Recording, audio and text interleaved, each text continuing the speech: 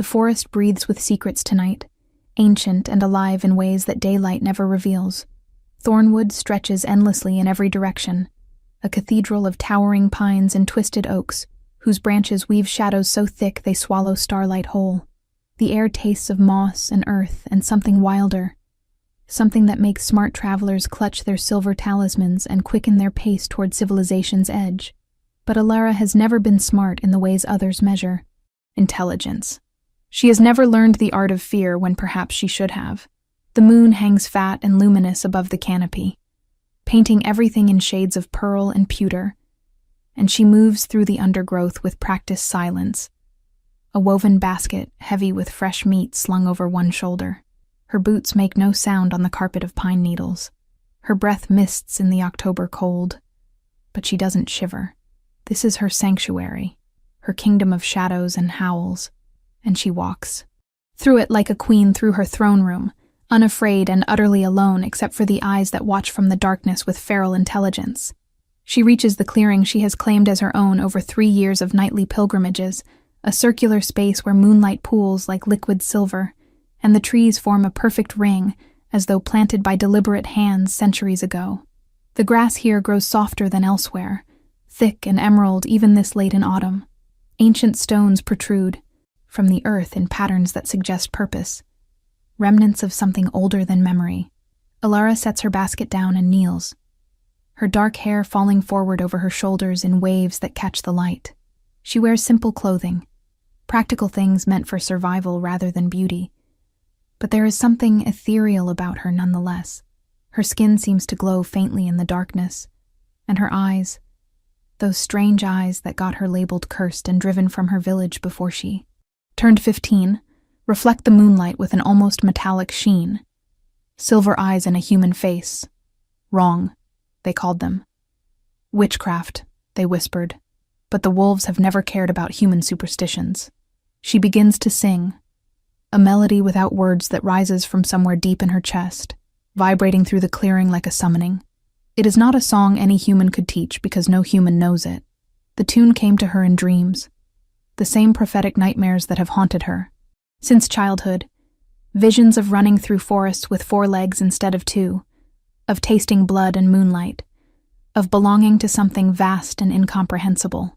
The first wolf emerges from the tree line within moments, a massive gray alpha male she has named Ghost for his ability to materialize from nowhere. His eyes are gold and ancient, watching her with recognition that goes beyond animal instinct. He approaches without hesitation, lowering his great head so she can scratch behind his ears. 2 more follow, then 5, then a dozen. They come from every direction. Wolves that should be competitors, that should tear each other apart for territory. But they gather around her in peaceful congregation. She feeds them one by one, placing strips of venison directly into their jaws with bare hands that should terrify any sane person. And they take the offering with gentleness that contradicts their nature. If you are enjoying this story so far, please take a moment to like this video, and let me know in the comments what you think will happen next. Your support means everything, and helps me continue creating these immersive supernatural tales. Now let us continue into the world of Alara and the Alpha King, who is about to change her entire existence. Ghost suddenly goes rigid, his hackles rising as a low growl rumbles from his chest. The other wolves respond instantly, forming a defensive semicircle around Alara with their bodies. She feels it too, that electric charge in the air that precedes something powerful, something that makes her skin prickle and her pulse kick into high gear. The temperature drops 10 degrees in seconds. Her breath comes faster, visible in thick clouds. Someone is coming. Someone whose very presence bends reality around them like gravity bends light. She rises slowly to her feet, her hand instinctively going to the hunting knife sheathed at her belt, though what good steel would do against true supernatural threat she cannot guess. The tree, line opposite her position, erupts with movement, and then he is there, stepping into the clearing with the confident stride of someone who has never known genuine fear, someone who is the nightmare that makes other nightmares flee. Cale Thornridge stands easily over 6.5 feet tall, broad-shouldered and carved from muscle that speaks of both violence and restraint. His hair is black as pitch, falling to his shoulders in waves that somehow look deliberately untamed. His face is all sharp, angles and predatory beauty, high cheekbones and a jaw that could cut glass. But it is his eyes that steal her breath. They glow amber in the darkness, not reflecting light, but generating it, burning with an inner fire that marks him as other, as alpha, as something far more dangerous than the wolves surrounding her. He wears black clothing that probably costs more than most people earn in a year, tailored perfectly to his frame but practical enough for movement. Power radiates from him in waves, so tangible she can almost see them distorting the air. The wolves between them whine uncertainly, caught between their loyalty to her and their instinctive submission to the apex predator who has just entered their space. His lips curve into something that might be a smile if smiles could carry that much threat. When he speaks, his voice is deep and textured like smoke over gravel, the kind of voice that could command armies or seduce angels into falling. You should not be here, little human. These woods belong to my people, and feeding wild animals is dangerous for someone so fragile. He takes a step closer, and the movement is liquid grace, utterly inhuman. The wolves part for him despite themselves, their bodies lowering in automatic submission even as they clearly want to protect her. She sees Ghost struggle against the compulsion, fighting his own biology. Or perhaps you are not feeding them at all. Perhaps you have come here seeking death, and found the slowest method available. His eyes rake over her with an intensity that feels physical, assessing, measuring, and something else she cannot quite identify. Something that makes heat bloom low in her stomach despite the fear trying to claw its way up her throat. Alara lifts her chin, meeting those burning amber eyes with her own strange silver gaze, refusing to look away even though every survival instinct screams at her to run. I could ask you the same question, she says, and her voice comes out steadier than she feels. What brings the great Alpha King into the depths of Thornwood so far from his castle? Surely you have better things to do than harass women feeding hungry animals. She sees surprise flicker across his face, quickly masked, so he did not expect her to know who he is. Did not expect her to stand her ground. Good. Let him be off balance for once. These wolves are not wild in the way you think. They know me, and I know them. We have an understanding that requires no words. She reaches down without, breaking eye contact, and places her hand on Ghost's head. The massive wolf leans into her touch, a rumbling sound of contentment vibrating through his chest. See? No danger here except perhaps the danger you bring with you, Alpha King. Something shifts in Kale's expression, a crack in the mask of predatory indifference. He moves closer with that same fluid grace, circling her slowly like a shark in deep water, and she forces herself to remain still, to not track his movement even though losing. Sight of him makes her skin crawl with vulnerability. How do you know who I am, little witch? His voice drops lower, more intimate somehow despite the threat woven through it. What game are you playing in my territory and who sent you here? He completes his circle, coming to stand directly in front of her again, close enough now that she can feel the heat radiating from his body, smell the scent of winter wind and dark spices that clings to him. His hand rises, and she thinks for a moment he might touch her, but instead his fingers hover near her face, tracing the air around her without making contact. You smell human, but your eyes tell a different story. Silver eyes are not natural, not in any species I know. What are you? I am exactly what I appear to be, she responds, though her heart hammers against her ribs so hard she is certain he can hear it. A woman who prefers the company of wolves to the company of humans, because wolves at least are honest about their nature. They do, not pretend to be civilized while harboring cruelty in their hearts. As for who sent me, no one sends me anywhere. I go where I choose, and I choose to be here. She finally allows herself to step back, creating distance between them that feels necessary for her ability to think clearly. His proximity does something to her, makes her blood sing in her veins and her skin feel too tight. Your reputation precedes you, Alpha King. Everyone within 100 miles knows your name and fears it.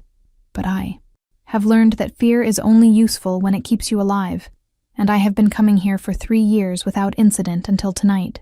So perhaps the question is not what I am, but what you want with me. Kale studies her with an intensity that feels like being examined under glass, categorized and labeled for future reference. Then, unexpectedly, he laughs. The sound is rich and genuine, transforming his face from threatening to devastating in its beauty.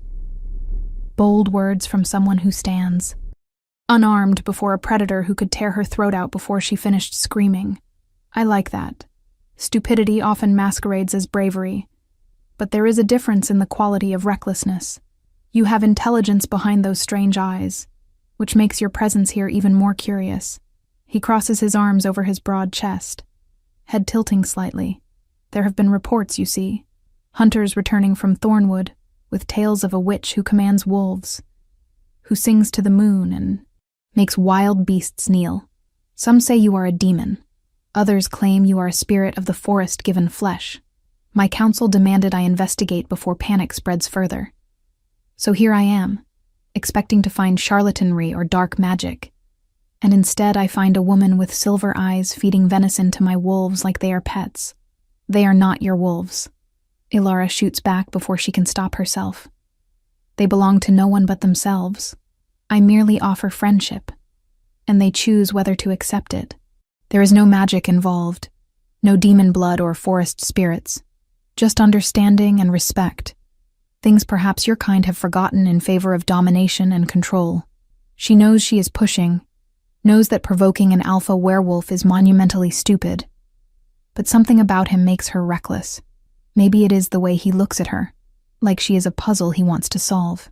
Maybe it is the strange pull she feels toward him, magnetic and inexplicable, making her want to either run as far as possible or close the distance between them entirely. Your kind, Kale repeats softly, and there is something dangerous in his tone now. Tell me, little human, what exactly do you think you know about my kind? Have you studied us from afar? Read your human folklore filled with silver bullets and full moon transformations. We are not the monsters your bedtime stories portray. We are survivors in a world that fears what it cannot control. We built civilization when humans still cowered in caves. We established laws and hierarchies that have maintained peace for centuries. So do not stand there with judgment in your silver eyes and presume to lecture me about what my kind has forgotten. He moves faster than should be possible, closing the space between them before she can react, one hand wrapping around her upper arm with a grip that is firm but does not hurt. You have no idea what you are dealing with, girl. Ghost snarls, lunging forward with teeth bared, and Ilara throws up her other hand, in a gesture that halts the wolf mid-attack. Stop, she commands, and the authority in her voice surprises even her. Ghost obeys immediately, dropping back but remaining tense and ready. The other wolves shift restlessly, torn between instinct and loyalty. Kyle's eyes widen fractionally, genuine shock breaking through his controlled exterior. See? Ilara says quietly, looking up at him from far too close. I do not need magic to be heard. I only need to understand that respect is earned, not demanded. Your grip on my arm means nothing, because I am not afraid of pain.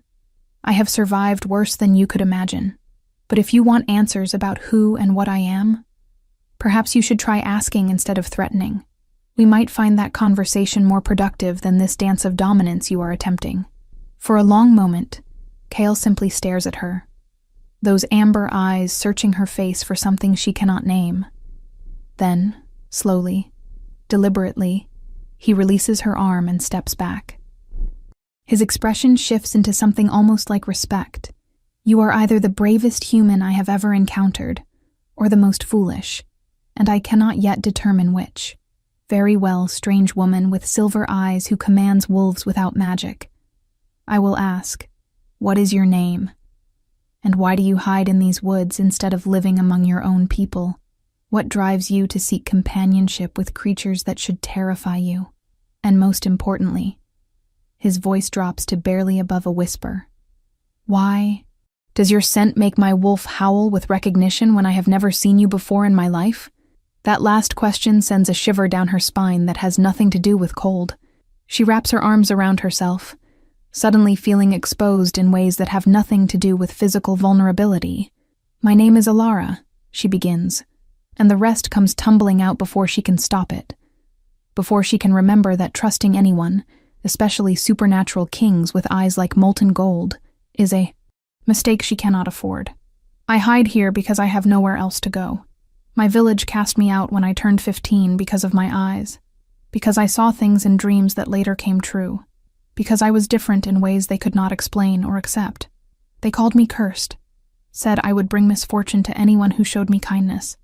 So I left before they decided cursed things should be eliminated rather than merely exiled.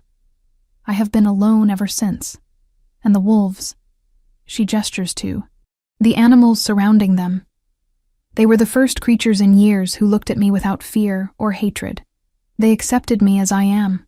As for your last question, she meets his eyes again and sees something there that steals her breath. Your guess is as good as mine, Alpha King. If you are invested in Alara and Kale's story, please consider subscribing to this channel so you never miss an update. I have so many more supernatural romance tales to share, and your subscriptions help me know that you are enjoying this journey. Let us dive back into their world. Kale runs a hand through his dark hair, a gesture that seems almost frustrated, almost human in its lack of calculated control.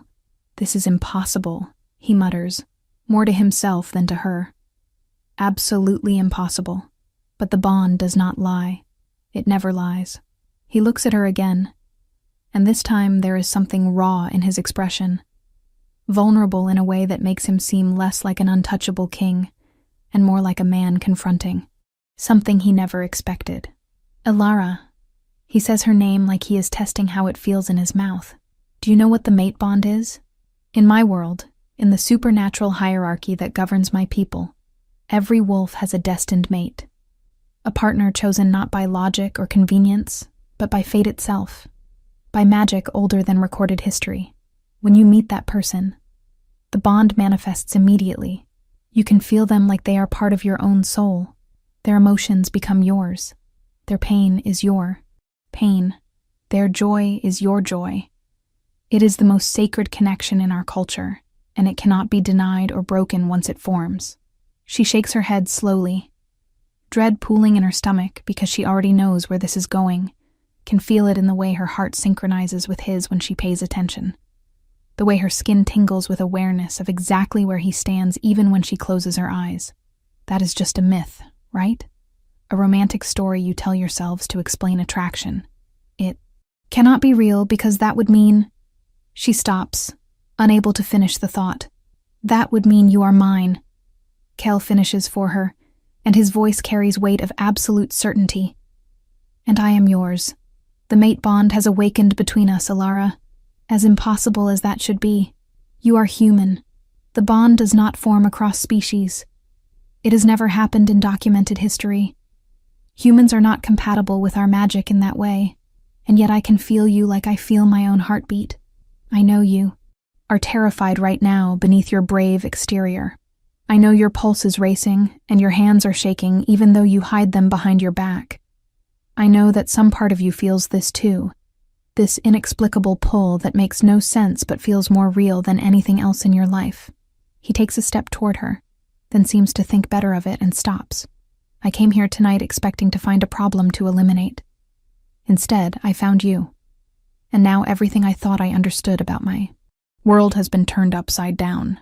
Alara backs away, needing distance, needing space to process the avalanche of information crashing over her. This cannot be happening. I am just a human woman who talks to wolves. I am nobody, nothing special.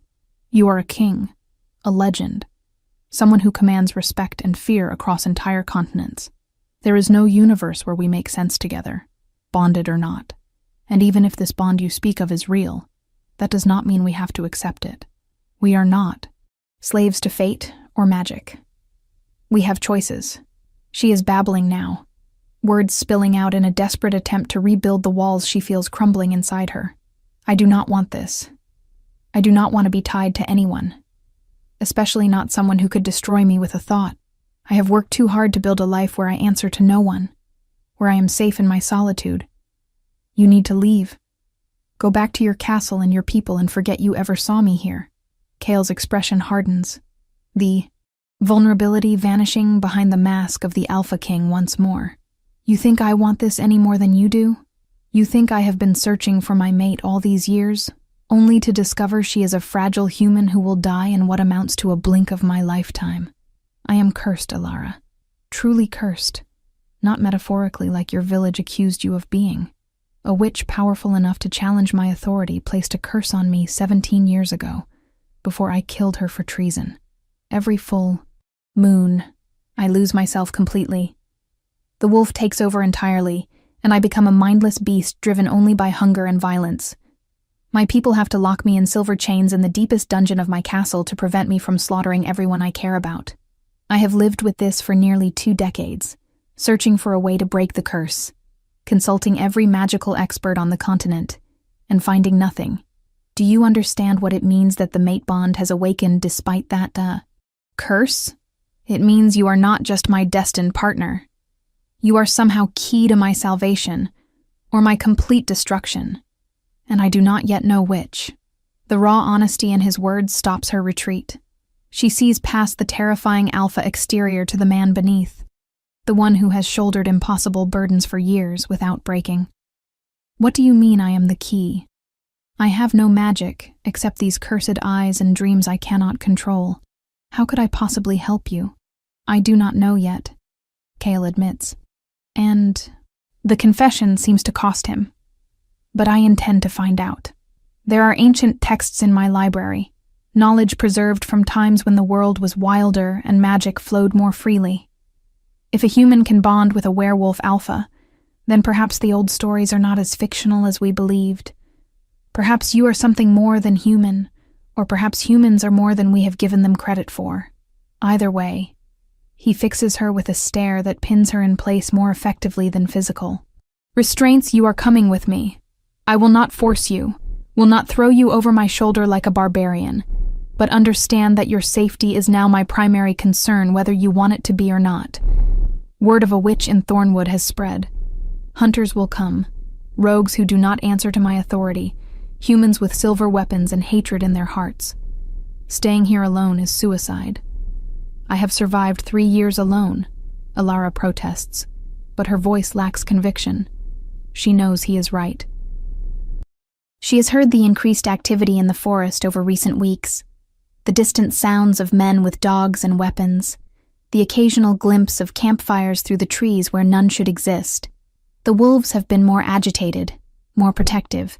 She has chosen to ignore the signs because acknowledging them would mean abandoning her sanctuary, the only place she has felt safe since her exile. But safety is an illusion that shatters the moment you stop being vigilant.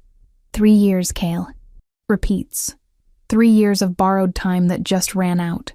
You can hate me for disrupting your solitude. You can fight the bond between us with every fiber of your being, but you will not die in these woods because you are too stubborn to accept help. He holds out his hand, a gesture that is simultaneously commanding and pleading. Come with me tonight. Let me protect you while we figure out what you are and why fate has tangled our lives together. If you truly want to leave after a week, understanding what you are dealing with, I will not stop you. But give yourself a chance to survive long enough to make that choice. Alara looks at his outstretched hand, then at the wolves surrounding them, her loyal companions who have never asked anything of her except presence and food. Ghost whines softly, pushing his massive head against her leg, and somehow she knows he is telling her to go, to accept the protection being offered. The wolves have always had better instincts than she does. She takes a shaky breath, and then, before she can overthink it and talk herself out of possibly the most consequential decision of her life, she places her hand in Kyle's. His fingers close around hers with surprising gentleness, warm and solid, and sending sparks racing up her arm that have nothing to do with static electricity. The moment their skin makes full contact, something clicks into place deep in her chest, like a lock finding its key, and she gasps at the intensity of sensation. She feels his satisfaction, his relief, his carefully controlled desire, and beneath it all, a bone-deep loneliness that mirrors her own so perfectly it brings tears to her eyes. I feel you, she whispers, awed and terrified in equal measure. Inside my head, in my heart, everywhere. How is this possible? That is the mate bond, Kale says softly, his thumb brushing over her knuckles in an unconsciously soothing gesture. And it has only just begun. By tomorrow, the connection will be even stronger. Within a week, we will be able to communicate telepathically across distances, share dreams, sense each other's location anywhere on Earth. It is beautiful and terrifying and utterly inescapable. Welcome to my world, Ilara. I promise it will never be boring. He releases her hand, only long enough to remove his jacket, a long black coat lined with what looks like silk, and drapes it around her shoulders. It swallows her smaller frame, still warm from his body heat and carrying his scent more strongly. Then he turns to the wolves, and his voice carries the weight of absolute command when he speaks. Guard her home until she returns. Any human who enters this clearing with ill intent becomes prey. Understood? The wolves respond with a chorus of howls that echo through Thornwood like a promise of violence. Ghost approaches Kale, and in a gesture that shocks Ilara, lowers his head in full submission to the Alpha King. Kale places his hand on the great wolf's head. Good.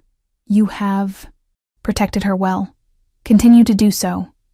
And you will always have my favor. How did you do that? Ilara asks as they begin walking through the forest. Kale keeping her close to his side with a hand at the small of her back. How did you command them so easily? I am the Alpha King, he responds simply. All wolves, wild or shifted, recognize my authority. It is bred into their bones. But what you do, what I witnessed you doing before I revealed myself, that is different. You do not command through dominance.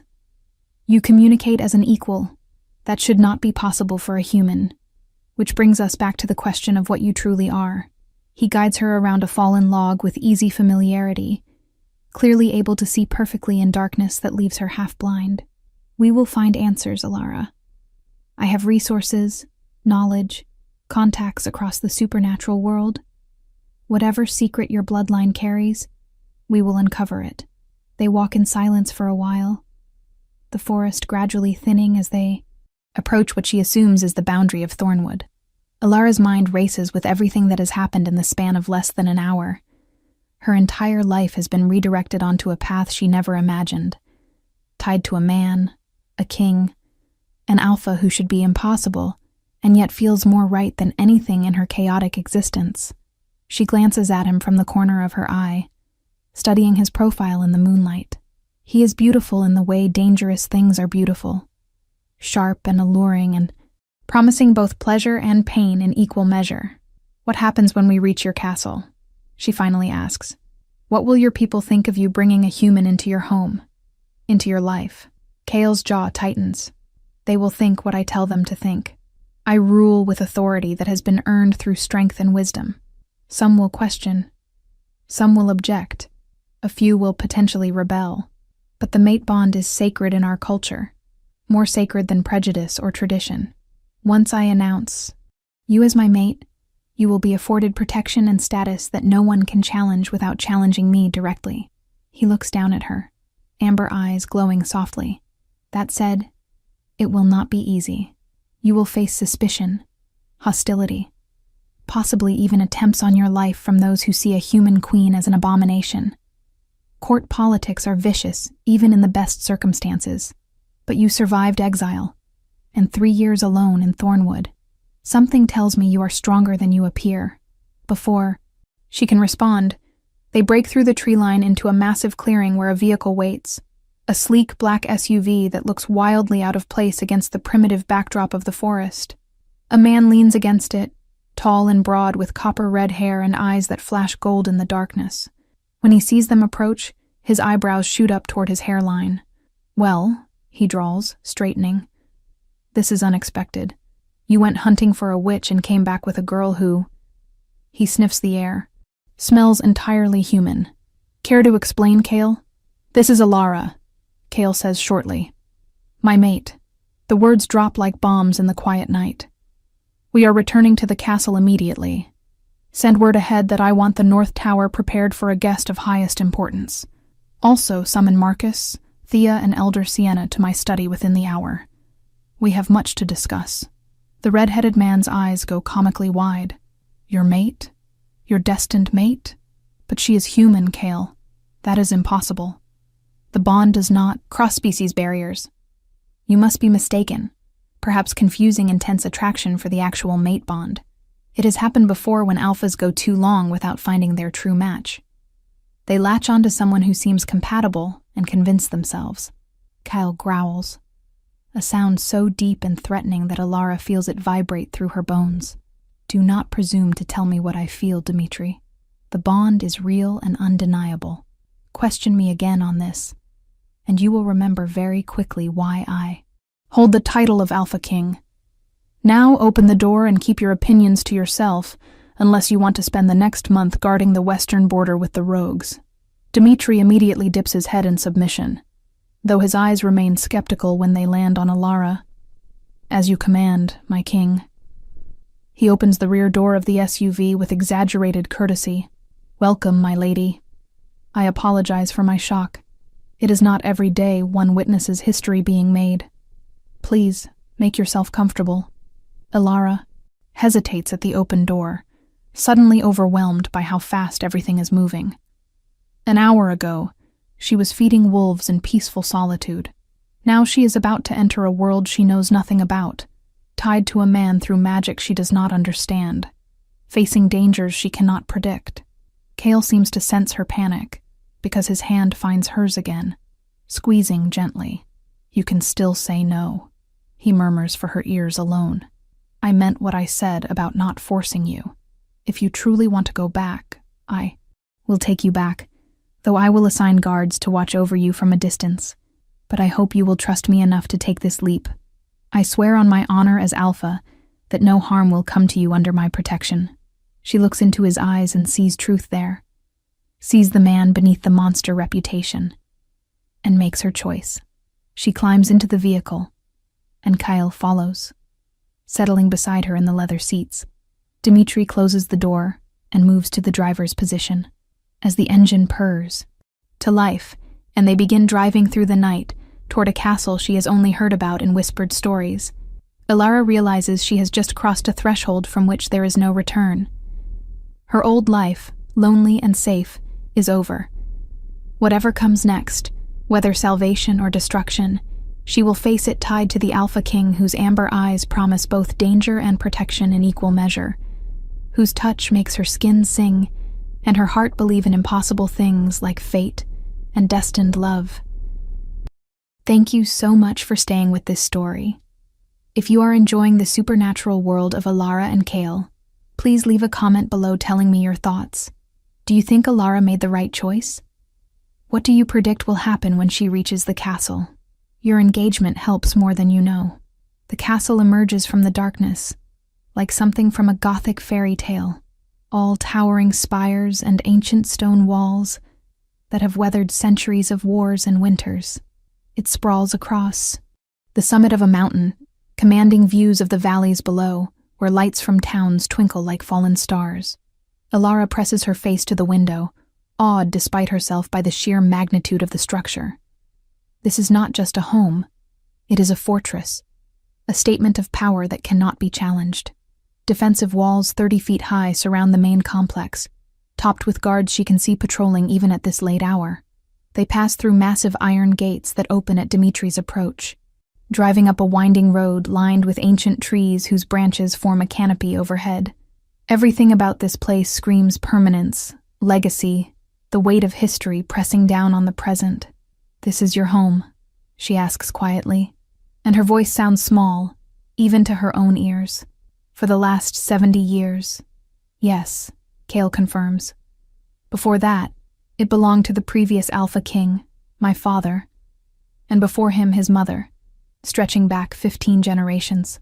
The Thornridge line has held the throne for over 400 years, maintaining peace between the packs and establishing the laws that govern supernatural society in this hemisphere. Every stone in those walls represents a battle fought, a challenge answered, a decision that shaped the world you are entering. He watches her face as she takes it all in. I know it must seem overwhelming. Your life has been about simplicity and solitude, and I am dragging you into complexity and constant scrutiny. But you belong here, Alara, whether you believe that yet or not. The mate bond would not have awakened if you were not meant to stand beside me. They pull into a massive courtyard where other vehicles are parked, and servants in uniforms emerge from a side entrance, clearly alerted to their arrival. Dimitri parks and quickly exits to open their door. Kale steps out first, then extends his hand to help Alara down. The moment her feet touch the cobblestones, she feels eyes on her from every direction. The servants stare with barely concealed shock and curiosity. Guards on the walls pause their patrols to watch. Word is already spreading, she realizes. News that the Alpha King has brought home a human woman travels faster than their vehicle did. A woman approaches from the main entrance, elderly but moving with the grace of someone still formidable despite her years. She wears elegant robes in deep purple, and her silver hair is bound in an intricate braid. Her eyes, still bright gold despite her age, assess Alara with an intensity that makes her want to squirm. This must be Elder Sienna, one of the council members Kale mentioned. My king, the woman says, her voice carrying authority that suggests she is not afraid to speak her mind even to royalty. I received Dimitri's message. Quite extraordinary news you bring. A human mate is unprecedented. Some would say impossible. Yet here she stands. Kale replies evenly. Alara, this is Elder Sienna, head of my advisory council and keeper of our historical records.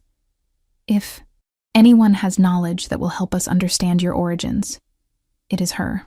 Sienna, I expect full cooperation in researching this phenomenon. Search every text in our archives, contact every scholar you know, reach out to other supernatural communities if necessary. I want answers. Sienna nods slowly, still studying Alara like a particularly fascinating specimen. Of course, my king. Though I must ask, have you confirmed the bond through traditional means? Physical marks, shared dreams, the telepathic connection. It would not do to present a false mate to the court.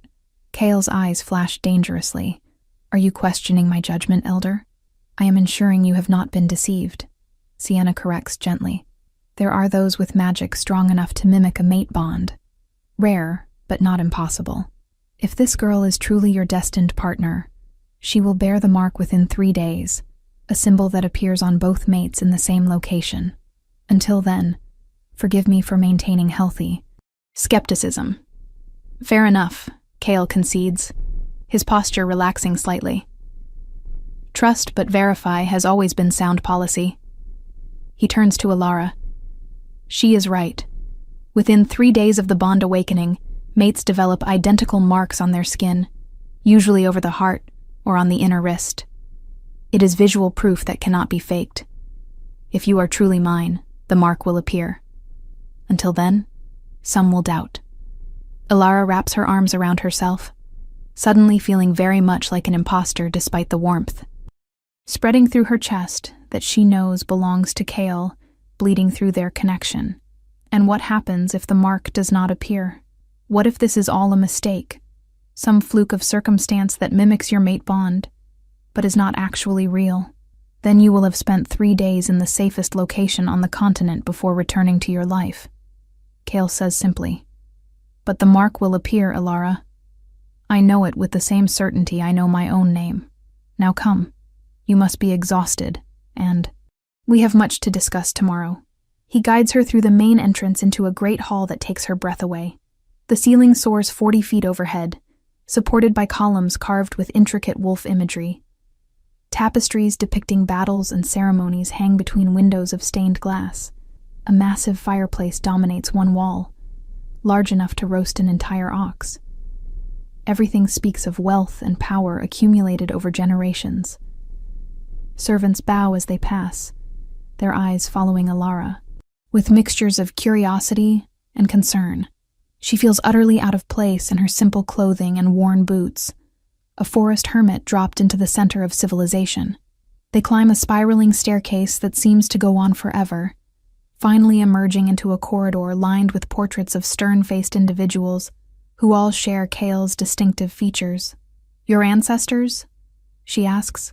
"Every Alpha King and Queen of the Thornridge line," he confirms. 15 generations of leaders, each adding to our legacy. Someday, if fate is kind, our portrait will hang among them. The thought should terrify her, but instead it fills her with strange longing, a desire to belong to something larger than herself, to matter in ways beyond simple survival.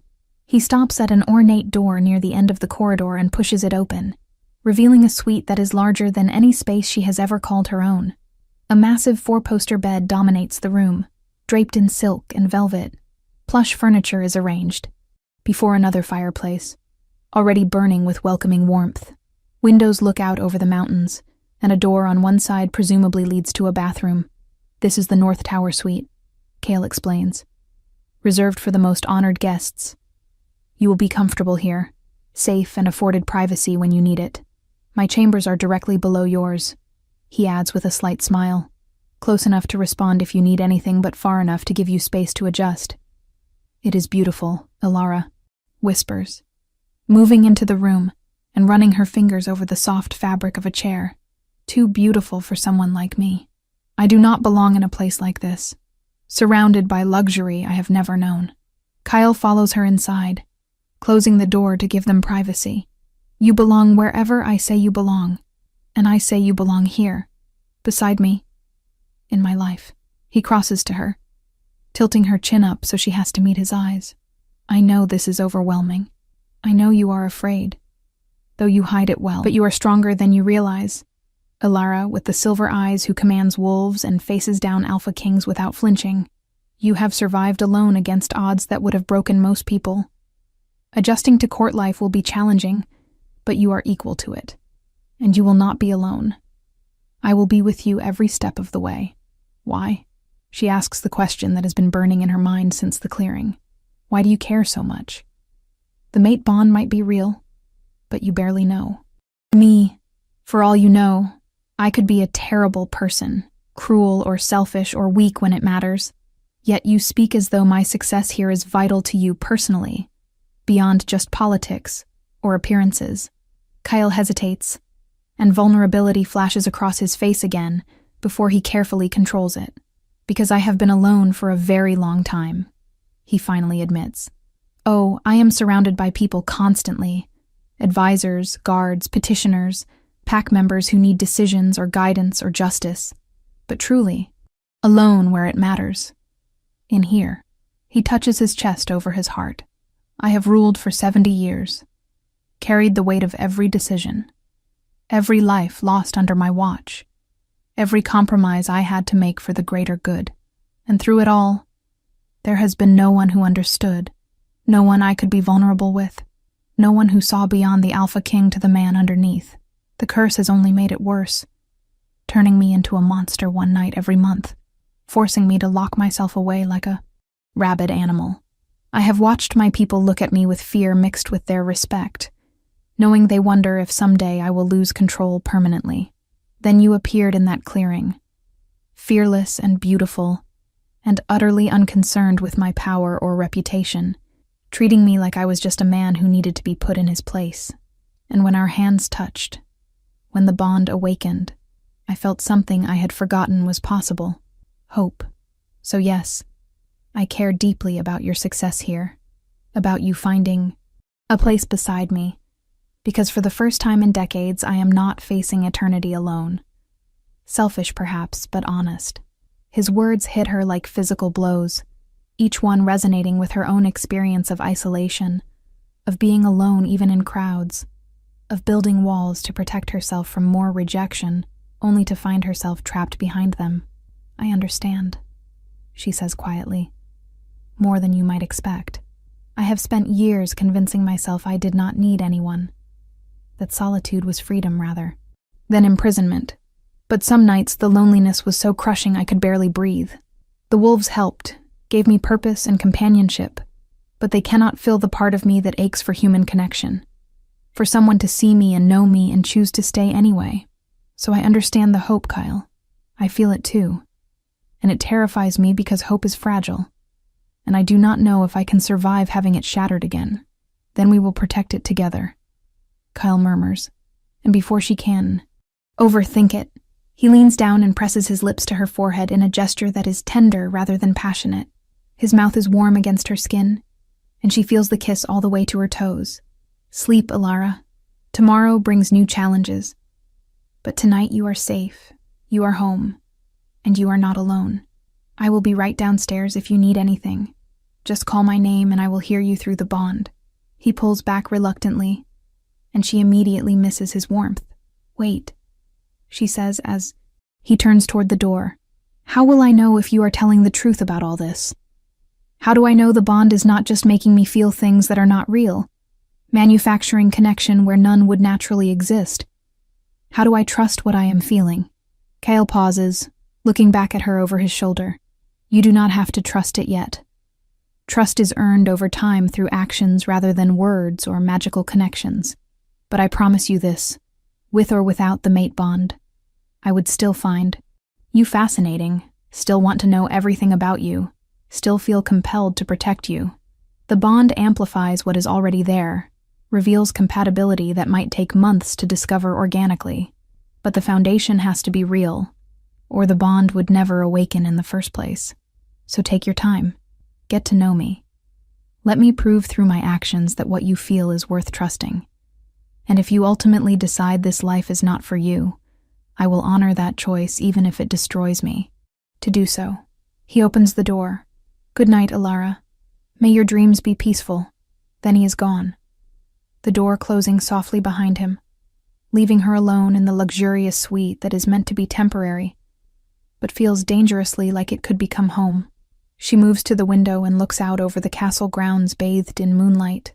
Somewhere below, Kale is settling into his own chambers, probably dealing with advisors and council members demanding explanations for his shocking decision to bring a human mate into the castle. And here she stands, a former exile who talked to wolves, trying to process how her entire existence has been upended in a single night. She touches her chest, where the mate mark will supposedly appear within 3 days, wondering what form it will take, wondering if it will hurt when it manifests, wondering if she actually wants it to appear, or if some part of her hopes this is all a mistake that will allow her to return to her simpler life. But even as the thought forms, she knows the truth. She does not want to go back. The loneliness she admitted to Kale was real, and for the first time in years, she feels that loneliness beginning to crack under the weight of genuine connection. Dangerous, yes. Terrifying, absolutely. But also necessary in ways she is only beginning to understand. She eventually moves away from the window and begins exploring her new space. The bathroom is magnificent, all marble and gold fixtures with a tub large enough to swim in. She finds fresh clothing laid out on the bed, soft nightdresses in her size, though she has no idea how they knew her measurements. Magic, perhaps, or simply servants experienced in anticipating needs.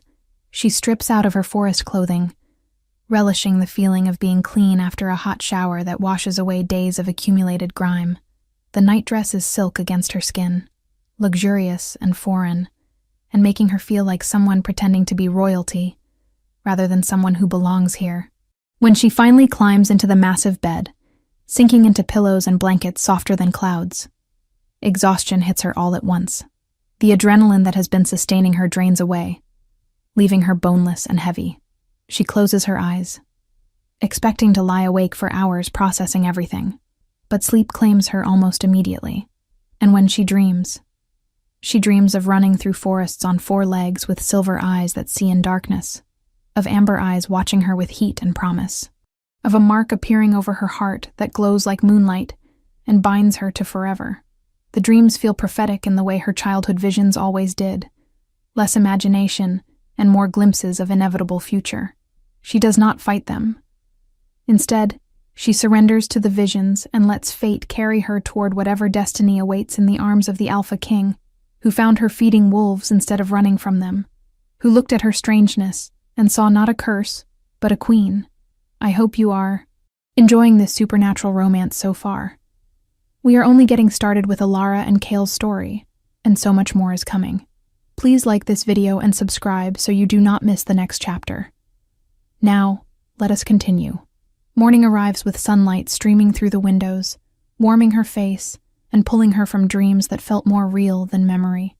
Alara wakes slowly, disoriented by the softness of the bed and the unfamiliar surroundings, before the events of the previous night come. Rushing back. The forest clearing, Kale's unexpected arrival, the mate bond, the decision to come to his castle. She sits up carefully, half expecting to find that it was all an elaborate dream, but the luxurious room surrounding her proves otherwise. This is real. She is truly in the Alpha King's castle, tied to him through magic she barely understands, facing a future that terrifies and excites her in equal measure. A soft knock on the door interrupts her spiraling thoughts. "Come in," she calls, pulling the blankets up to cover herself more fully, despite being perfectly decent in the nightdress. The door opens to reveal a young woman, probably close to Alara's own age, with warm brown skin and kind dark eyes. She carries a tray laden with food that smells divine, fresh bread and fruit, and something savory that makes Alara's stomach growl embarrassingly loud. "Good morning, my lady," the woman says with a slight bow. "I am Mara, assigned to assist you during your stay." His Majesty requested that I bring breakfast and help you prepare for the day. He has meetings this morning, but asked that you join him for lunch in his private study at noon. Until then, you are free to explore the castle or rest as you prefer. She sets the tray on a small table near the fireplace. "I hope the room was comfortable and that you slept well." "It was perfect, thank you," Alara says awkwardly, unused to being served. "And you really do not need to call me my lady. Just Alara is fine. I am not accustomed to formality or titles." Mara smiles warmly. "Perhaps not, but you are the Alpha King's mate, whether marked yet or not.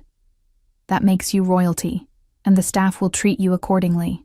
Besides," she adds with a conspiratorial whisper, "half the castle is buzzing with gossip about you this morning, the mysterious human woman who captured our king's heart.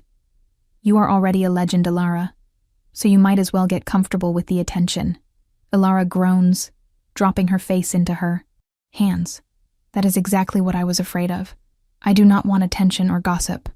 I just want to figure out what I am, and why this bond exists, and whether I can actually survive in this world." Mara's expression softens. "For what it is worth, I think you will do just fine."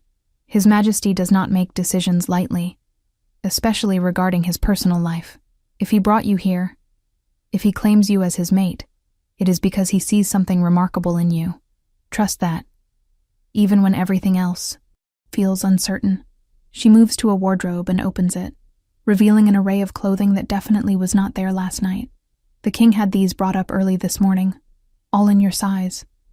Casual wear for walking the grounds, more formal attire for court appearances. Everything you might need. He is very thorough when he decides to care for someone. "How does he know my size?" Alara asks, moving to the table and picking at the breakfast. Everything is delicious, better than anything she has, eaten in years of surviving on what she could hunt or forage. "The mate bond," Mara explains. "It connects you on every level, including physical awareness. He knows your measurements, your preferences, probably your favorite foods without you having told him. It is part of the magic, information that flows through the connection whether you actively think about it or not. Some find it invasive at first, but most mates come to appreciate the intimacy of being so thoroughly known by their partner. That is both romantic and terrifying," Alara mutters. The idea that Kale can access information about her without permission feels like a violation of privacy. But she also cannot deny the appeal of being understood so completely. She finishes eating quickly, suddenly eager to leave the confines of the room and explore this castle that might become her home. Mara helps her dress in practical clothing, soft pants and a tunic that allows easy movement, and braids her dark hair back in a style that is both elegant and functional. "Would you like me to show you around?" Mara offers. "The castle is enormous, and it is easy to get lost if you do not know the layout. Or I can provide a map and let you explore on your own if you prefer solitude. A tour would be helpful, Ilara decides. And maybe you can tell me about Kale, about what kind of leader he is, what I should expect from court life here. I know nothing about this world, and I do not want to embarrass him or myself through ignorance.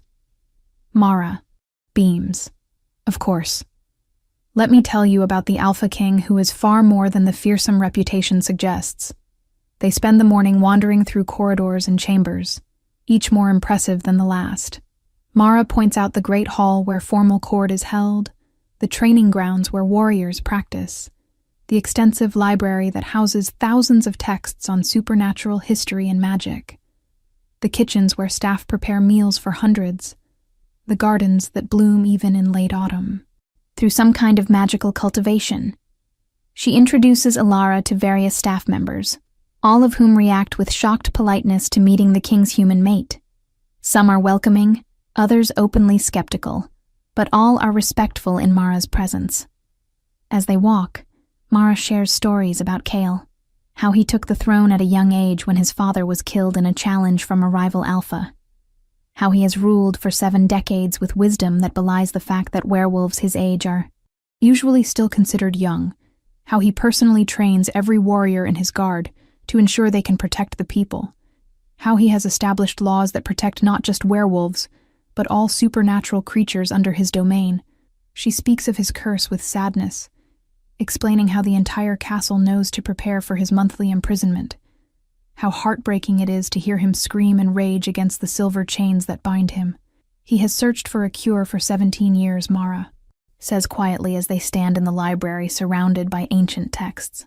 Every witch, every magical practitioner, every scholar he could find has been consulted. Some tried to help, others tried to exploit his desperation, but none succeeded. The curse is tied to his bloodline somehow, punishment for ancient sins his ancestors committed. Breaking it would require magic of equivalent power to what created it, and that kind of power is rare. She looks at Ilara with significant meaning, which is why your appearance, your bond with him, feels like providence. Perhaps you are the answer he has been searching for all along. But I have no power, Ilara insists. I cannot do magic. I just have strange eyes and the ability to communicate with wolves, neither of which seems useful for breaking curses. Elder Sienna believes otherwise. A new voice interjects, and they turn to find the elderly woman from last night approaching through the library stacks. She carries several leather-bound tomes, each looking ancient and delicate. I have spent the night researching, and I have found references to individuals like you, Ilara. They were called beast callers in the old texts, humans born with supernatural blood, diluted through generations, but still carrying traces of ancient magic. The ability to communicate with and command animals, particularly predatory species, is one of several gifts associated with this bloodline. She sets the books on a nearby table. More interestingly, beast callers were known to form bonds with supernatural partners that defied normal compatibility rules. The magic in their blood, though weak, acted as a bridge between species, allowing connections that should not exist. So I am not entirely human? Ilara asks, moving closer to examine the texts. The pages are yellowed with age, covered in handwriting so ornate it is barely legible. Not entirely, no, Sienna confirms, but not supernatural enough to be classified as one of us either. You exist in the space between, which makes you uniquely positioned to interact with both worlds. Your bond with Kale likely awakened because your latent magic recognized his on a fundamental level, saw compatibility where pure human or pure werewolf would find none. As for breaking his curse, she flips through one of the books until she finds the passage she wants. There are references here to beast callers using their blood in purification rituals, cleansing supernatural contamination through sacrifice. It is possible, theoretically, that your blood could neutralize the curse magic in Kyle's system, but the process would be dangerous, potentially fatal. Your magic is weak, and fighting curse magic that powerful could burn through your life force entirely. Absolutely not. Kale's voice cuts through the library like a whip crack, and they all turn to find him standing in the entrance, looking furious. "I did not bring Alara here to sacrifice her for my benefit. If breaking the curse requires her death, then I will live with the curse until I find another solution, or until it destroys me entirely. Her life is worth more than my convenience." He strides toward them, and Alara feels the full force of his alpha presence radiating outward. Mara immediately lowers her head in submission. Even Elder Sienna bows respectfully, though her expression remains thoughtful rather than cowed. Kyle ignores them both, focusing entirely on Alara. "You are not using your blood in any ritual," he says firmly. "Not now. Not ever. Not even if you want to. Do you understand me? This is non-negotiable." Alara lifts her chin stubbornly, refusing to be intimidated even by the full weight of his command. "That should be my choice to make, not yours. If I have power that could help you, why would I not use it? What is the point of having magic if I am too afraid to risk myself for something important? Because your life is the most important thing," Kale practically growls.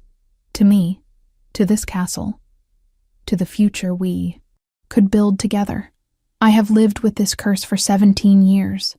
I can live with it for 17 more if necessary. But I cannot live knowing I let you sacrifice yourself when there might be other options we have not yet explored." He reaches out and cups her face with both hands, forcing her to meet his intense amber gaze. "Promise me you will not attempt anything reckless without consulting me first. Promise me, Alara." She sees genuine fear in his eyes beneath the anger. Fear of loss. Fear of failing to protect what fate has given him. It softens her instinctive rebellion. "I promise I will not do anything without discussing it with you first," she says carefully, choosing her words with precision. "But I will not promise never to use my power if the situation demands it.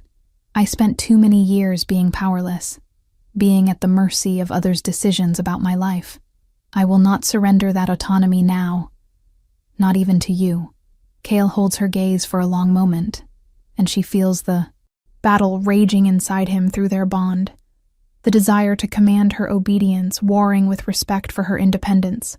Finally, he nods slowly. "Fair enough. We discussed before acting. I can live with that compromise." He releases her face but takes her hand instead, linking their fingers. "Come. We have lunch waiting in my study, and I want to talk about what happens next.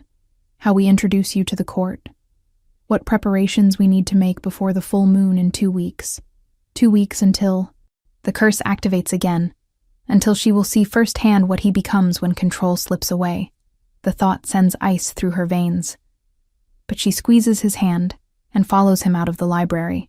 Behind them, Elder Sienna watches with knowing eyes, and Alara has the distinct feeling the old woman has plans that neither she nor Kale have considered yet. Plans that might save them or destroy them depending on how carefully they tread in the days ahead. Thank you for continuing this journey with Alara and Kale. Their story is building toward something powerful and dangerous. If you are enjoying it, please let me know in the comments and share this video with anyone who loves supernatural romance.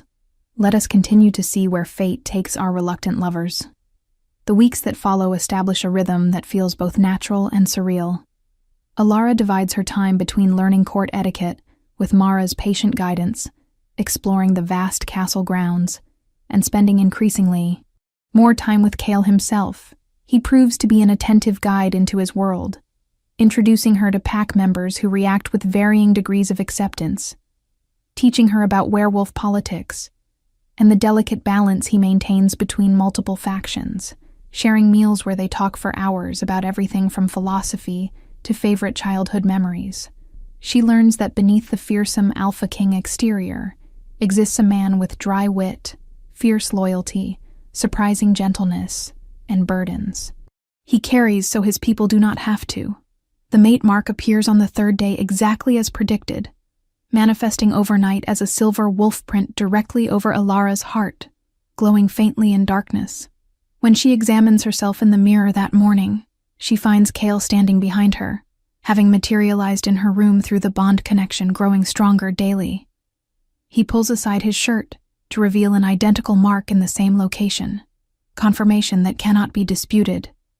They are bound, truly and permanently, their fates tangled together by forces neither fully understands, but both have stopped fighting. The physical attraction between them intensifies with each passing day. Touches that linger too long. Heated glances across crowded rooms. Kisses that start chaste and quickly become desperate. But Kale maintains careful restraint, refusing to complete the mate bond physically until Alara is certain. Until she has chosen him not just because of magic, but because of genuine desire. She appreciates the consideration even as it frustrates her, because the want pooling low in her belly every time he is near has nothing to do with obligation and everything to do with the way he looks at her like she is the answer to questions he stopped believing had solutions. Court introduction happens at the end of the first week. A formal presentation where Kale stands before hundreds of gathered werewolves and declares Alara his mate and future queen. The reaction is mixed supportive cheers from those loyal to their king, uncertain murmurs from traditionalists uncomfortable with human influence, and stony silence from a faction led by an alpha named Riker, who watches Alara with eyes that promise trouble. Kyle warned her about Riker, an alpha he exiled years ago for attempting to overthrow the throne, but who was recently allowed to return under strict conditions after swearing renewed allegiance. Clearly, that allegiance is superficial at best. She is human. Riker says loudly when given the opportunity to speak, his voice carrying disdain. Weak, fragile, completely unsuited to rule beside our king or bear his heirs. The mate bond must be a mistake, a magical anomaly that will fade once the novelty wears off.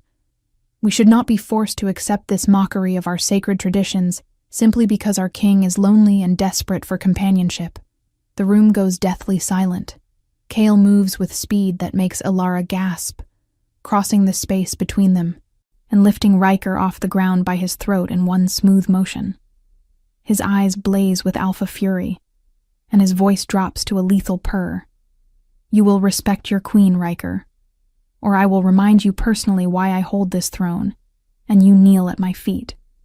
Question the mate bond again, insult Alara's worthiness again, and exile will be the least of your concerns. Do I make myself clear? Riker manages a choked affirmative, and Kale drops him contemptuously before returning to Alara's side. The my message to the court is unmistakable. Attack her, and you attack him. Doubt her, and you doubt his judgment. She is under his protection absolutely, and anyone who challenges that will face consequences. The display should terrify her, the casual violence and barely leashed power. But instead she feels only gratitude and a fierce pride that this man, this king, has chosen her. The full moon arrives too quickly despite the time they have spent preparing. Kale becomes increasingly tense as the date approaches, shorter tempered with everyone except Alara, more withdrawn even as their bond pulls them together. The night before the transformation, he takes her to the dungeons beneath the castle, a place of stone and silver where light barely penetrates. A cell waits there, reinforced with bars made of pure silver that will burn any werewolf who touches them. Heavy chains hang from the walls, already prepared. This is where I spend the full moon, Kale explains quietly, his voice echoing. In the oppressive space. Locked away like the monster I become. Chained so I cannot hurt anyone, including myself. My people guard the entrance to ensure no one accidentally wanders close enough to be hurt. It usually lasts 12 hours from moonrise to moonset. And when I wake the next morning, I remember nothing of what happened during the transformation. Only the pain, the rage, the complete loss of control. He looks at her with haunted eyes. I do not want you to see me like that, Alara. I do. Not want your last image of me to be the beast if something goes wrong, and I do not survive until morning. Nothing will go wrong, she insists, taking his hands despite the tremor she feels in them. You have survived this 17 years. You will survive tonight and every full moon after. And I will be here when you wake up, waiting to remind you that you are so much more than the curse that tries to define you. He pulls her close, burying his face in her hair and breathing deeply as though trying to memorize her scent. You have become essential to me in these few weeks, he whispers. More essential than I believed possible. If you decide after seeing what I become that you cannot stay, I will understand. I will honor your choice and let you go, even though it will destroy me. But know that these weeks with you have been the happiest of my life, and I will treasure them regardless of what comes next. She holds him tightly, feeling his heart race against her chest, feeling his fear and self-loathing through their bond. I am not going anywhere, she promises. Not tonight, not tomorrow, not ever if you will have me. You are mine, Cale Thornridge, curse and all, and I do not abandon what is mine. They stay like that until the moon begins to rise and silver light filters down into the dungeon from high windows. Cale kisses her then, deep and desperate, and full of everything they have not yet said out loud, before pulling away and entering the cell voluntarily, the guards secure, the chains around his wrists and ankles, testing them to ensure they will hold. Alara watches from outside the bars as his body begins to convulse, bones breaking and reforming, skin splitting to reveal fur, his screams of agony echoing through the stone chambers.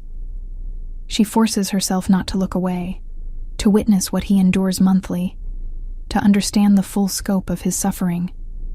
The transformation completes in minutes that feel like hours, leaving behind a creature that is more monster than man or wolf.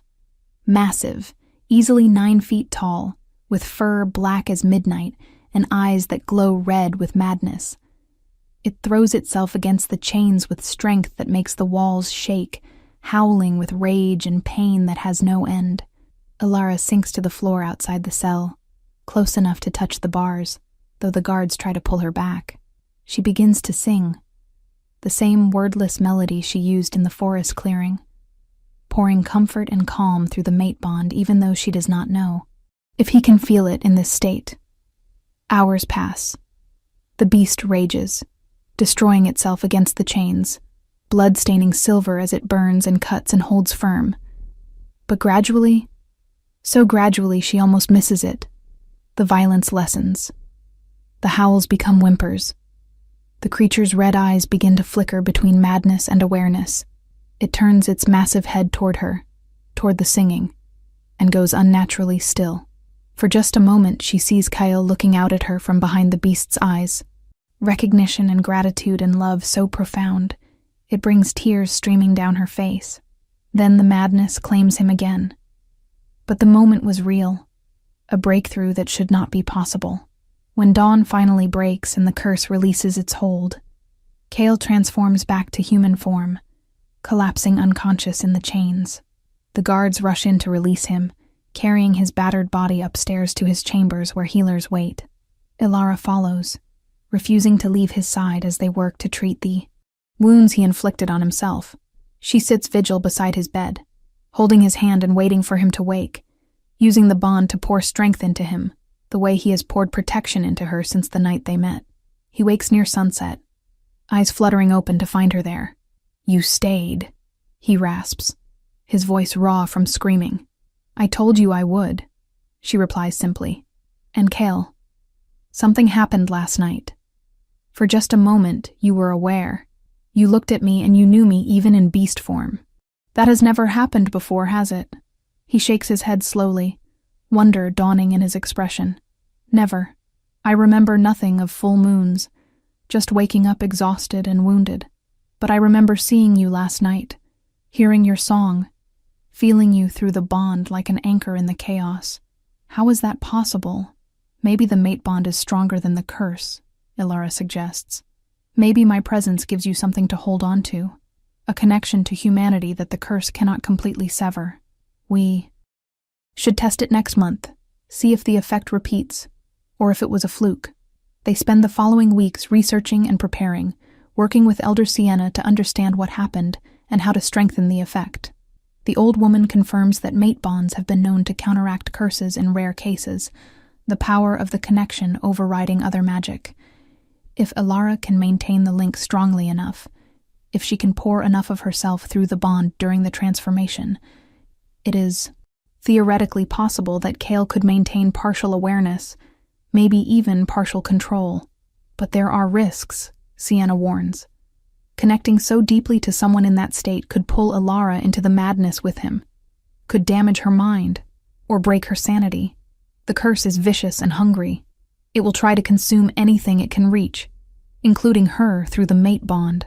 She must be strong enough to resist while staying connected, a balance that requires power she may not yet possess. I have to try, Alara insists. I will not watch him suffer monthly knowing there might be a way to help. We are mates, bound together. His pain is my pain, and I will not stand aside when I could make a difference. Kyle tries to argue, tries to forbid her from taking the risk, but she reminds him of their agreement to discuss rather than command. Eventually he concedes, though his reluctance is clear. They establish safeguards, having Elder Sienna prepare protective spells, arranging for guards to be ready to intervene if things go wrong, making sure healers are standing by.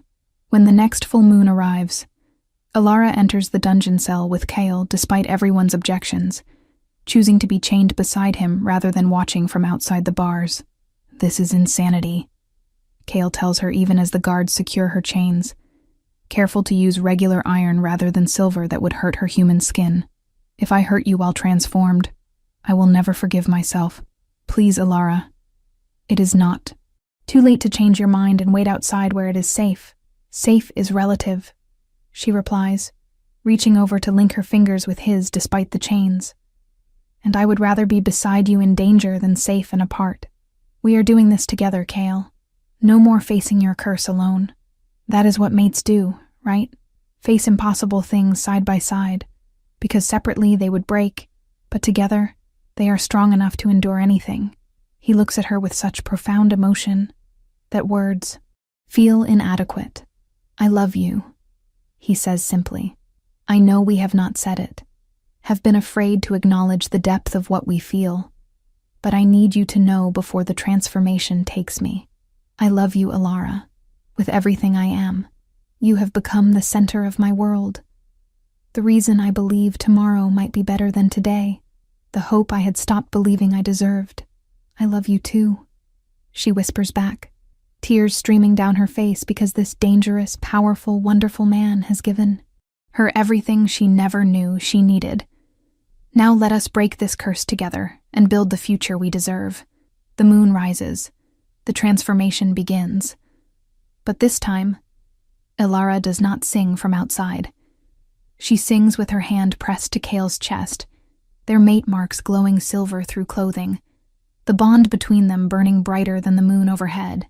She feels the curse trying to devour him, feels the madness clawing for purchase, and she fights back with love so fierce it becomes a weapon, with connection so strong it becomes a shield. The beast emerges but cannot fully consume the man. Kyle remains partially aware throughout, his red eyes flickering gold whenever he looks at her, his howls becoming almost words, his violence controlled enough that he does not tear himself apart on the chains. It is not a cure, not yet. The curse still has power, still transforms him, still brings pain. But the absolute loss of control that characterized previous full moons is diminished, held at bay by their bond and her presence. When dawn comes and he transforms back, he is exhausted but aware, able to remember the night clearly for the first time in 17 years. He remembers hearing her voice, feeling her love, using that anchor to hold on to his humanity, even as the beast tried to strip it away. We did it, he breathes, pulling her close despite the chains still binding them both. We actually did it.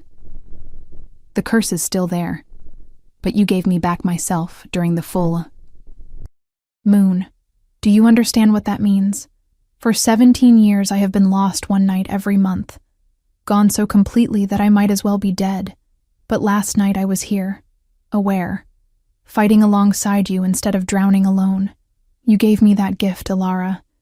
You saved me. We saved each other. She corrects gently. You gave me a home, a purpose, a love I stopped believing existed. I just returned the favor. Over the following months, they refine the technique until Kyle can maintain nearly full control during transformations. The curse reduced from devastating to merely painful.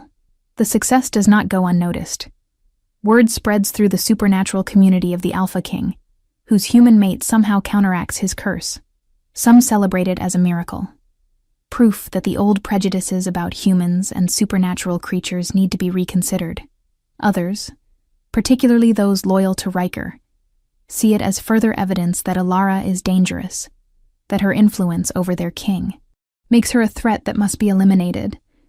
The attack comes on a cold winter night when Kale is away, dealing with a border dispute between packs. Alara is in the library researching Beastcaller history with Elder Sienna, when armed men burst through the doors, humans carrying silver weapons and holy water. Hunters, the kind who have hunted werewolves for centuries, though how they got past the castle defenses is a mystery that will need answering later. They move with military precision, surrounding them before either woman can react. "Alara, the Beastcaller," one of them says, his voice flat and emotionless. "You are coming with us. There are people who have been searching for your bloodline for generations, people willing to pay fortunes for what you represent. You can come peacefully, or we can take you by force. Either way, you are leaving this castle tonight." Elder Sienna steps forward, her old body suddenly radiating power that makes the air crackle. "You have made a grave mistake coming here," she says coldly.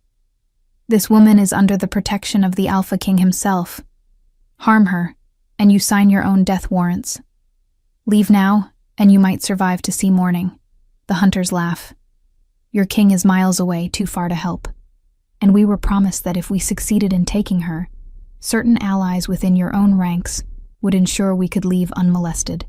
Your precious Alpha King has enemies closer than he realizes, old woman. Now step aside, or we will go through you to get to her." They move forward, and Sienna unleashes magic that sends several flying backward into walls with bone-breaking force. But there are too many, and she is old despite her power. They swarm her, overwhelming her through numbers and silver weapons that neutralize her abilities. Alara screams Kale's name through the mate bond, a psychic cry for help that he will feel no matter the distance, even as hunters grab her arms and begin dragging her toward the exit. But they did not account for the wolves. Alara's wolves, the ones who have been living on the castle grounds ever since she arrived, who followed their queen from Thornwood and took up residence in the forest surrounding the castle. They crashed through windows and explosions of glass, massive gray and black bodies interposing themselves between Alara and her attackers. Ghost, her original alpha, leads the charge, his jaws closing around a hunter's arm with enough force to shatter bone. Within seconds, Sabao. Library becomes a battlefield. Wolves against hunters in brutal close-quarters combat.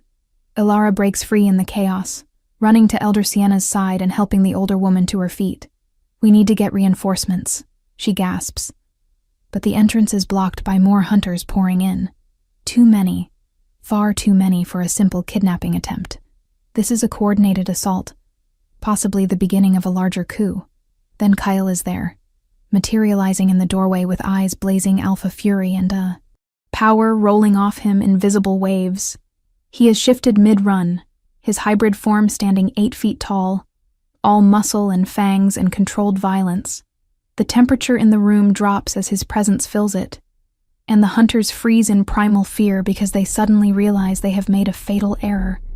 They challenged the Alpha King in his own home, threatened his mate, and now they will face consequences that no amount of money could make worthwhile. The battle is brief and brutal.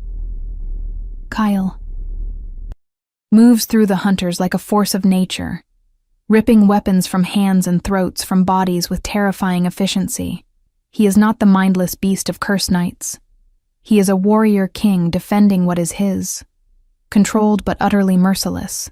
The few hunters who survive flee into the night, though Kale dispatches guards to track them down and extract information about who sent them. The library is left destroyed, bodies and blood and shattered furniture testament to violence that erupted in seconds. Kale shifts back to human form as soon as the threats are eliminated, striding directly to Alara and pulling her into his arms with enough force to drive the air from her lungs. "When I felt your terror through the bond, when I realized you were under attack," he says against her hair, voice shaking with adrenaline and residual fury. "I have never moved so fast in my life. If I had been even a minute later, if they had succeeded in taking you, He stops, unable to complete the thought. But you were not late, and they did not succeed. Alara soothes, running her hands down his back in calming strokes. The wolves protected me until you arrived. Everything is all right now. Everything is far from all right. Elder Sienna corrects grimly, pressing a hand to her bleeding side, but remaining upright through sheer will. Those hunters knew too much, moved too confidently through the castle. Someone inside provided them access and information. We have a traitor in our midst, my king.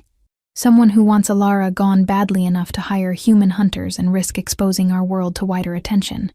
Kale's arms tighten around Alara protectively. Riker, he says flatly. It has to be him.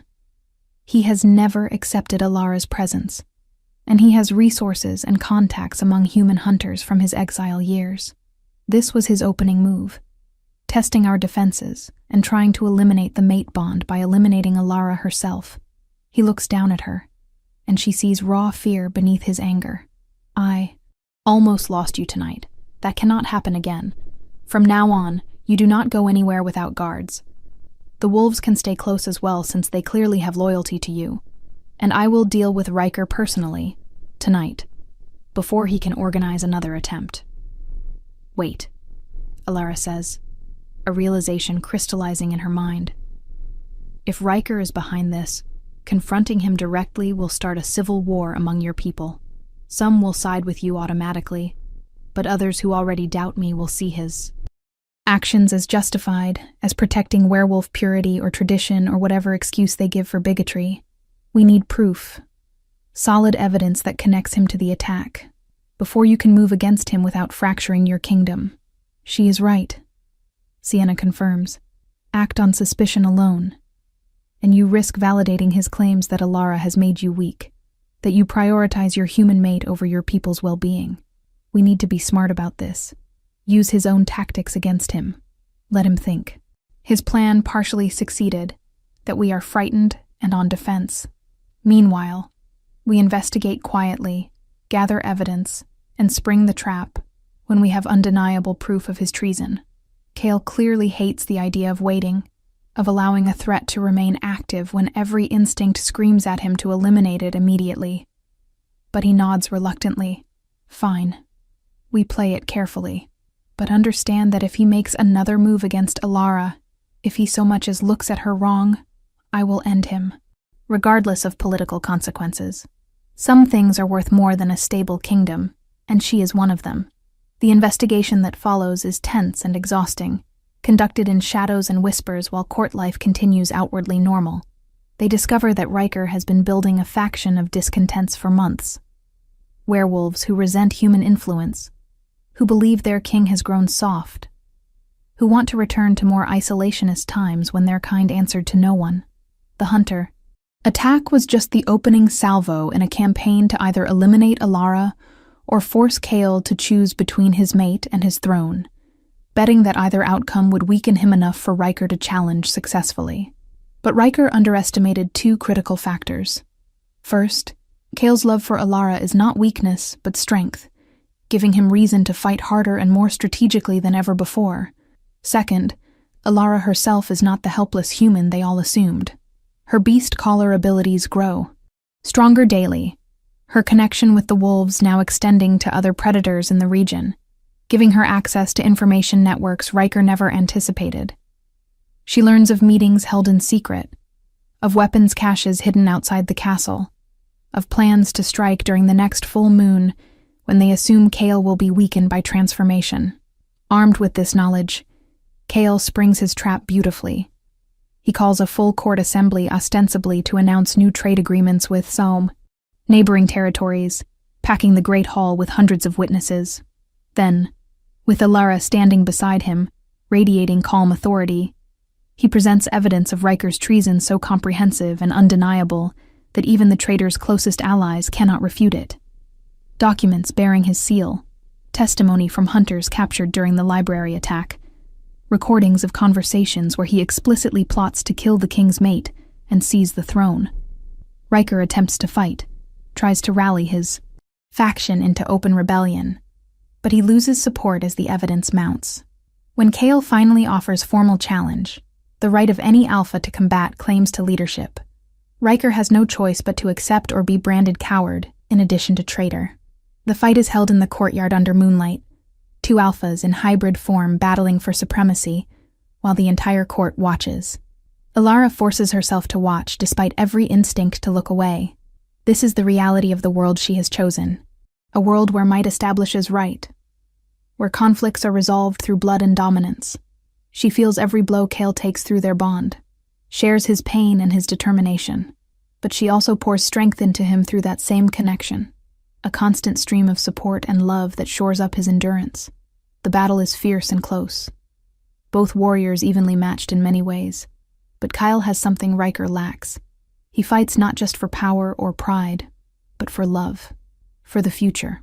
He has glimpsed with Alara, for the chance to build a better kingdom, where mates like them are celebrated rather than condemned. He wins, of course. The outcome was never truly in doubt once he committed fully. Riker falls, defeated but alive, and Kale stands over him with claws extended toward his throat. He could kill, has every right and expectation to do so, but he looks at Alara, sees her nod, and makes a different choice. Exile, he proclaims loudly for all to hear. Permanent exile with a price on your head should you ever enter my lands again. You live because my mate shows mercy, because she understands that strength does not always require death. But your followers will be dealt with according to their level of involvement, and your name will be stricken from pack records, as though you never existed. This is the fate of those who threaten what is mine. Thank you for staying with this epic tale. We are approaching the conclusion, but there are still beautiful moments ahead.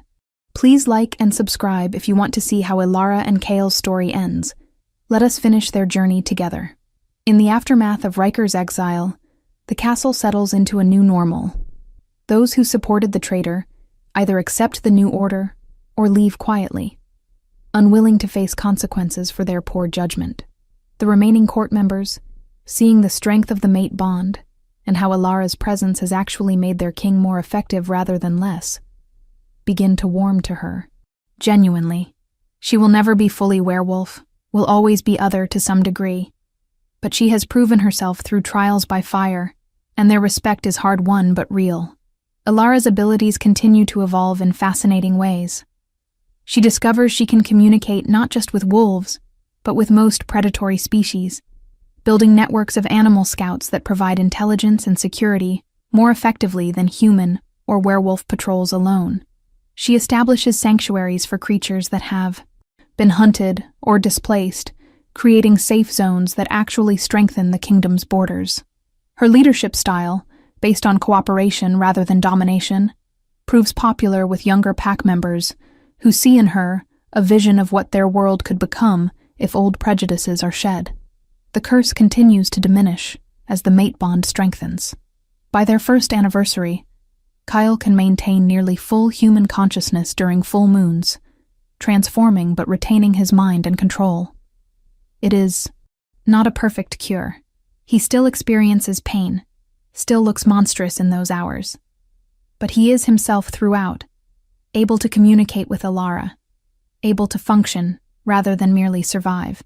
Elder Sienna theorizes that given another year or two, the curse might break entirely, burned away by the power of their connection. They are married in a ceremony that blends werewolf tradition with human customs Alara creates, a symbolic joining of their two worlds witnessed by thousands. She wears silver and white, colors of the moon and purity.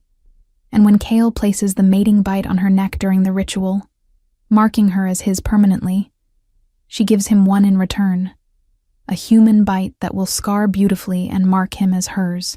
The gesture shocks the traditional elements of the court, but Kale laughs with genuine joy, declaring that his queen may be human, but she is every bit as fierce as any werewolf, and he is proud to bear her mark as she bears his.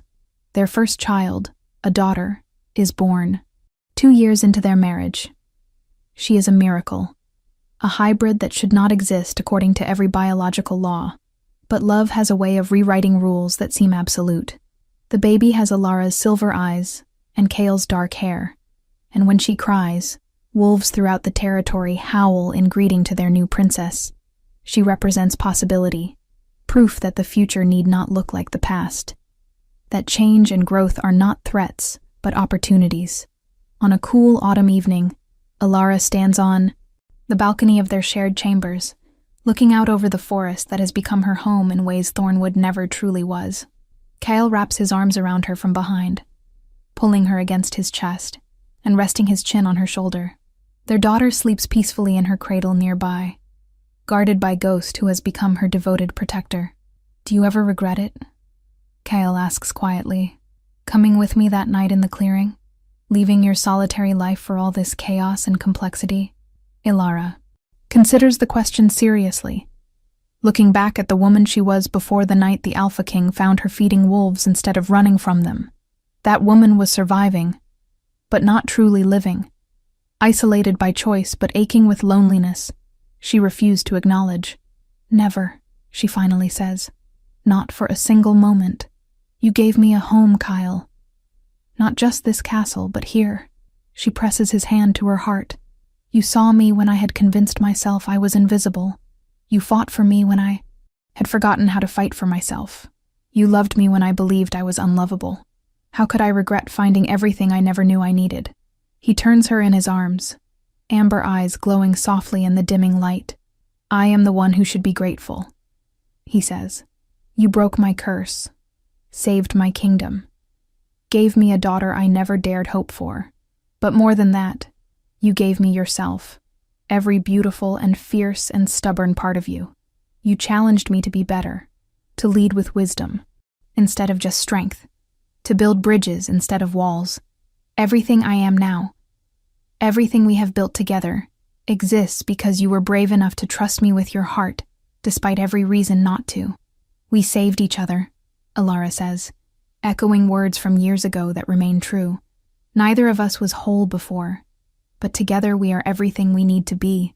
They stand in comfortable silence, watching the moon rise over their kingdom, over forests full of wolves who howl greetings to Fu, their queen, over a future bright with possibility. Somewhere in Thornwood, in the clearing where they first met, new growth pushes through old earth, life insisting on continuing despite harsh winters and dangerous nights. It is a metaphor too perfect to ignore, a reminder that even the most unlikely seeds can flourish when planted in the right soil, tended with love, and given time to grow into something beautiful. Alara thinks of the girl she was, cast out and cursed and convinced she would always be alone. She thinks of the woman she has become, queen and mate and mother, and so much more. The journey between those two versions of herself was filled with danger and doubt, but every step was worth it to arrive here, in this moment, in these arms, looking toward a future she helped create through courage and compassion. The wolves howl again, a chorus that swells and echoes through the valleys, and she knows they are singing for her, for their unconventional queen who loved them first and earned a kingdom second. She sings back, that wordless melody that started everything, and Kale joins her with his deeper voice harmonizing perfectly. Their daughter stirs in her sleep, smiling as though she hears music in her dreams. Ghost raises his head and adds his voice to theirs. And for a perfect crystalline moment, everything is exactly as it should be. In the years that follow, their legend only grows. The Alpha King and his beast-caller queen, who proved that love transcends species, that strength comes in unexpected forms, that curses can be broken by connection rather than violence. They ruled together for decades, establishing precedents that reshape supernatural society, opening doors that were previously barred, creating space for others to follow unconventional paths to happiness. Their daughter grows strong and wise, inheriting the best qualities of both parents, eventually taking the throne herself when her parents finally step back to enjoy retirement. But that is a story for another time. This story ends where it began, in a clearing deep in Thornwood, where wolves gather under moonlight, and a woman with silver eyes stands unafraid among them. Except this time, she is not alone. The Alpha King stands beside her, his hand linked with hers, their mate marks glowing in perfect synchronization. They have come full circle, returning to the place where fate first tangled their lives together, where the impossible became inevitable. She was never meant to fear the wolves, Kale says softly, speaking to the forest, to the night, to destiny itself. She was always meant to lead them, to be their voice, their bridge to worlds they could not reach alone. And I was meant to find her here, to recognize in her everything I had been searching for without knowing. The curse that plagued me for 17 years was not punishment but preparation, ensuring I would be worthy when she finally appeared, ensuring I would understand that true strength is not domination, but partnership. Alara leans into him, feeling the rightness of it all, the sense that every hardship and lonely night led to this, to them, to a love that rewrites rules and redefines possible. The wolves surround them in protective circles, dozens of glowing eyes reflecting moonlight and devotion. Ghost approaches, now graying around the muzzle but still powerful, and presses his massive head against her hand one more time. She scratches behind his ears the way she has 1,000 times, and he rumbles contentment before returning to his pack. "Thank you," she whispers to the forest, to the magic that brought them together, to fate that saw farther than she could. "Thank you for this life, this love, this miracle of finding home in the last place I expected." The moon sails overhead, full and bright and eternal, witness to their story from beginning to this ending that is really just another beginning. The Alpha King and his queen, forever bound, forever partners, forever. Proof that when you stop running from what terrifies you and instead face it with courage, you might discover that the wolves were never the danger. The real danger was spending a lifetime alone because you were too afraid to believe in magic, in fate, in love that defies every logical expectation. And they lived, not happily ever after in the fairy tale sense, because real life is more complicated than that, but they lived fully, deeply, surrounded by love and purpose, and the quiet satisfaction of knowing they had found what most spend entire lifetimes searching for. They had found each other, and that made every trial, every danger, every moment of doubt worthwhile. The Alpha King who needed to be seen as a man rather than a monster, and the woman who needed to be seen at all, who needed to matter beyond her strangeness. Together they were more than the sum of their parts, more than alpha and human, more than king and queen. They were simply Kale and Alara, mates in every sense of the word, partners walking through eternity side by side. The end. Thank you so much for joining me on this journey through Alara and Kale's love story. If you enjoyed this supernatural romance, please hit that like button and subscribe to my channel for more immersive tales of love, magic, and destiny. Let me know in the comments what other supernatural stories you would like to hear, and I will see you in the next adventure. Until then, may you find your own impossible love and have the courage to embrace it when it appears.